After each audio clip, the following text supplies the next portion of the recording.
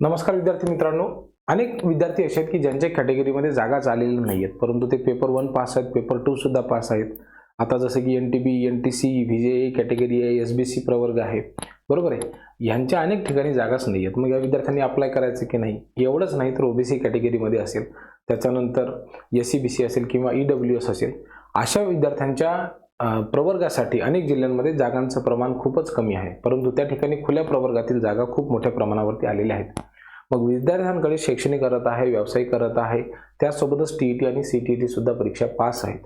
अशा विद्यार्थ्यांच्या मनामध्ये प्रश्न आहे की सर, आमच्या कॅटेगरीची जागा कमी असतील किंवा जागाच नसतील तर मग आम्ही काय करायचं? आम्ही त्या ठिकाणी प्राधान्यक्रम द्यायचा की नाही द्यायचा? आमची त्या जिल्ह्यामधली त्या जागेसाठीची संधी जी आहे तर ती आम्हाला मिळणार की नाही? तर या प्रश्नाचं उत्तर आपण खूपच कमी वेळेमध्ये पाहणार आहोत. हा व्हिडिओ पाहिल्याच्या नंतर तुम्हाला असं वाटेल की नाही बरं झालं पाहिला.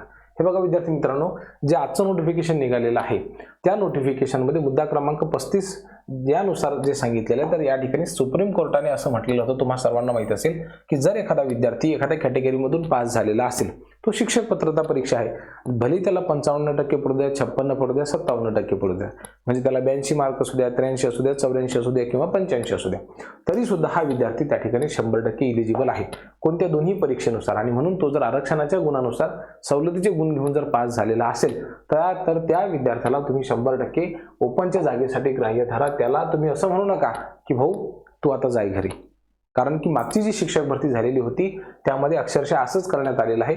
आणि या विद्यार्थ्यांची जी काही संधी होती त्या ठिकाणी अप्लाय करू देण्याची, ती मात्र त्या विद्यार्थ्यांकडनं जी आहे हिसकावूनच घेतली होती असं म्हणायला काही हरकत नाही. आणि म्हणून विद्यार्थ्यांवरती खूप मोठा अन्याय त्या ठिकाणी झालेला होता. विद्यार्थी टेन्शनमध्ये आलेले होते की भाऊ आता आमचं कसं होणार. म्हणून अशा सर्व विद्यार्थ्यांसाठी ही 100% सुवर्ण संधी आहे. म्हणून बघा विद्यार्थी मित्रांनो, तुम्ही जर एखाद्या कॅटेगरीमधनं परीक्षा पास झालेले असाल, कुठली परीक्षा तर यापैकी कुठलीही TET किंवा CTET, आणि ज्या वेळेला तुम्ही ही परीक्षा पास झालेले असाल त्यावेळेस जर तुमच्याकडे राखीव प्रवर्गामध्ये असल्याचं, म्हणजेच कुठलं कॅटेगरीमध्ये असल्याचं जर प्रमाणपत्र असेल, प्रमाणपत्र म्हणजे एकतर तुमच्याकडे कास्ट सर्टिफिकेट असेल किंवा नॉन क्रिमिनल असेल किंवा दोन्ही असेल, ठीक आहे. कास्ट आधी NCL जर असेल लागू असेल तर समजा, ठीक आहे. जसं की आपण SC कॅटेगरीमध्ये बघितलं किंवा ST कॅटेगरीसाठी बघितलं तर NCL लागू नाही आहे, ठीक आहे. म्हणजे तुम्ही कोणत्याही प्रवर्गामधून जर पास झालेले असाल आणि तुम्हाला TET मध्ये, ठीक आहे, त्या वर्षीच्या TET मध्ये एवढे मार्क आहेत 82 पासून 89 पर्यंत. तर मागच्या शिक्षक भरतीमध्ये काय झालेलं होतं की जर समजा एखादी ओपनची जागा असेल तर त्या ओपनच्या जागेसाठी या विद्यार्थ्यांना 90+ मार्क पाहिजे होते, परंतु हा जो नियम आहे तो चुकीचा होता. आणि म्हणून सुप्रीम कोर्टाने सुद्धा सांगितलं होतं की ह्या जे यादी तुम्ही लावलेले आहेत हे रिवाईज करा, हे चुकीचे आहेत. ज्या विद्यार्थ्यांनी 82 ते 89 पर्यंत मार्क घेतलेले आहेत असे विद्यार्थी ओपनसाठी 100% एलिजिबल आहेत असं त्यांनी सांगितलेलं होतं. परंतु सुप्रीम कोर्टाचा हा निर्णय अजून देखील महाराष्ट्र राज्यामध्ये लागू करण्यात आलेला नव्हता. 2022च्या याद्या काही रिवाईज झालेल्या नाही. म्हणून विद्यार्थ्यांच्या मनामध्ये शंका होती की सर ती यावेळेसच्या शिक्षक भरतीमध्ये लागू होईल किंवा नाही.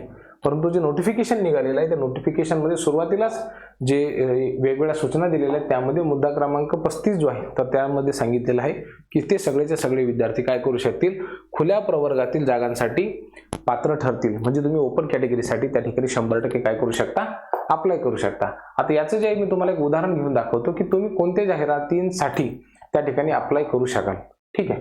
हे बघा विद्यार्थी मित्रांनो, एक आपण उदाहरण घेऊ. हे दिसत असेल कदाचित तुम्हाला. आता या जाहिरातीमध्ये जर आपण बघितलं अनुसूचित जमातीला म्हणजे ST कॅटेगरीसाठी जर बघितलं तर तुम्हाला जागाच नाही आहे. त्याच्यानंतर OBC कॅटेगरीचे तर आहेत, परंतु NTB, CD, त्याच्यानंतर VJA कॅटेगरीसाठी जागाच नाही आहेत, बरोबर आहे. पुन्हा या ठिकाणी SBC कॅटेगरीसाठी जागाच नाही आहे, बरोबर आहे. मग अशा विद्यार्थ्यांनी काय करायचं तर खुल्या प्रवर्गावरती ज्या जागा आहेत, ठीक आहे, हे बघा 277 जागा त्या ठिकाणी आहेत. या ठिकाणी तुम्ही 100% इलिजिबल आहात. या ठिकाणी तुम्ही अप्लाय करू शकता आणि अप्लाय करायला काही हरकत नाही. जरीही तुमची कॅटेगरीची जागा नसेल तरी सुद्धा तुम्ही या जागांसाठी पात्र आहात. 277 जागा आहेत, बरोबर आहे. अनेक विद्यार्थी काय करतात, सुरुवातीला कॅटेगरीच्याच जागांना प्राधान्यक्रम देतात. म्हणून जर तुमच्या कॅटेगरीच्या जागा नसतील तर तुम्ही खुल्या प्रवर्गासाठी बिनधास्त जागा द्या, कारण की यावेळेस लिमिटेड प्रेफरन्सेस आहेत आणि त्यामुळं तुम्हाला जर मार्क बऱ्यापैकी असतील तर तुमची निवड त्या ठिकाणी होऊ शकते. आणि जर इतक्या मोठ्या प्रमाणावरती ओपनच्या जागा असतील तर मी तुम्हाला सांगतो, जागा कमी जरी असल्या किंवा विद्यार्थी जरी एखाद्या कॅटेगरीचे जास्त असले तरी सुद्धा ओपनचाही मेरिट मी तुम्हाला मागच्या मेरिट लिस्टमध्ये दाखवलेला आहे की EWSचा मेरिट लागला त्याच्यापेक्षा कमी मेरिट ओपन कॅटेगरीचा लागला. आता हे काय सांगण्याची गोष्ट आहे का? पण त्याच्यापेक्षा किंवा समांतरच दोन्ही कॅटेगरीचा सारखा लागतो.